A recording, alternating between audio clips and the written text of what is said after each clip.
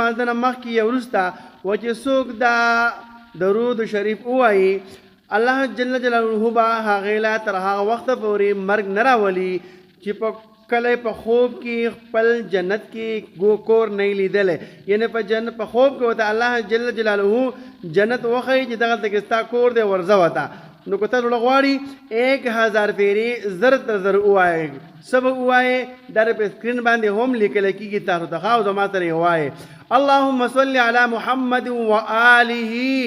الف مره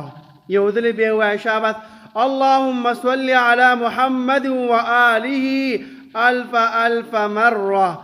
ثواب پنیت باندې صدقه جاریه پنیت باندې مخکې ملګرو خویندو میندو وروڼو ته هم ورسوئ چې هغوی د جهنم د عذاب نه